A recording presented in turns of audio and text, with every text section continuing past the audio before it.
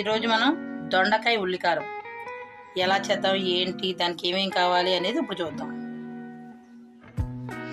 దొండకాయ ఉల్లికారానికి దొండకాయలు, ఉల్లిపాయలు, నిమ్మకాయంత చింతపండు, ఓ 15 ఎండుమిరపకాయలు, ఓ పెద్ద వెల్లుల్లిపాయ రబ్బ, కరివేపాకు, మినపప్పు, మెంతులు, ధనియాలు, జీలకర్ర, వేరుశనగలు. ముందుగా నేను వేరుశనగలు వేపి పెట్టుకున్నాను, దీన్ని పొడి చేసుకొస్తాను. ముందుగా స్టవ్ వెలిగించుకొని కొంచెం నూనె వేసుకున్నాం. ముందుగా ఇందులో మెంతులు వేసుకుందాం. మెంతులు ఇలా వేగిపోయిన తర్వాత మెంతులు, మినపప్పు, ధనియాలు, జీలకర్ర కూడా వేసేసుకొని వేపుకోవాలి. ఈ విధంగా వేగిపోయిన తర్వాత ఇవి తీసేసుకొని ఎండుమిరపకాయలు వేపుకుందాం. ఇందులో కొంచెం నూనె వేసుకొని ఎండుమిరపకాయలు వేసుకుందాం.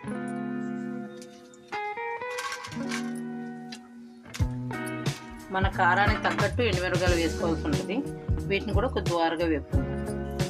ఇదిగోండి, ఈ విధంగా వేగిన తర్వాత ఇవి తీసేసుకొని ఉల్లిపాయ, చింతపండు వేపుకుందాం. ఇలాగా ఉల్లిపాయ, నిమ్మకాయ సైజు చింతపండు. ఫ్రెండ్స్, ఈ విధంగా వేగిపోయాక మనం ఇవి తీసేసుకొని ఇందులోనే కొంచెం నూనె వేసి దొండకాయలు వేసేసుకుందాం.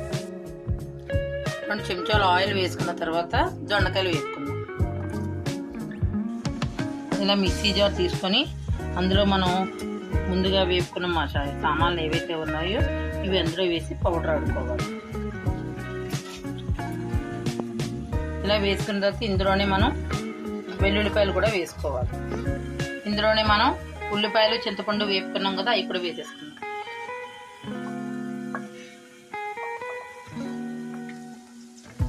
ఇలా వేగిన తర్వాత చూసారు కదా, ఈ విధంగా వేగాక ఇందులో మనం కరివేపాకు, కొంచెం ఉప్పు వేసుకోవాలి. మన రుచికి తగ్గట్టుగా ఉప్పు సాల్ట్ వేసుకొని కలుపుకోవాలి.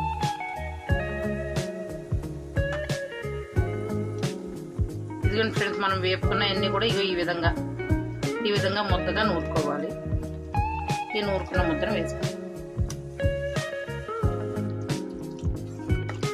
ఈ విధంగా చూసారు కదా, ముద్ద కూడా వేగుతూ ఉంటుంది. కొంచెం 1-2 నిమిషాలు ఇలా వేపేశాక అప్పుడు మనం వేరుశనగలు పొడి వేసుకున్నాం.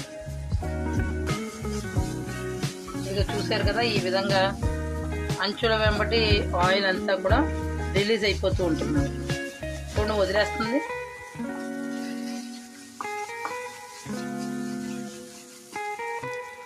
ఇలా వేగిన దాంట్లో మనం వేరుశనగల పొడి,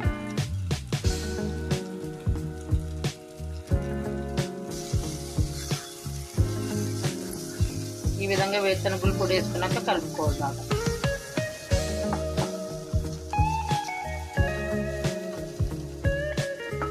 ఒక నిమిషం మూత పెట్టుకుంటే మన దొండకాయ ఉల్లికారం రెడీ. దొండకాయ ఉల్లికారం ఇది వేడి వేడి అన్నంలో వేసి తింటే సూపర్గా ఉంటుంది అన్నమాట. ఒకసారి ట్రై చేయండి.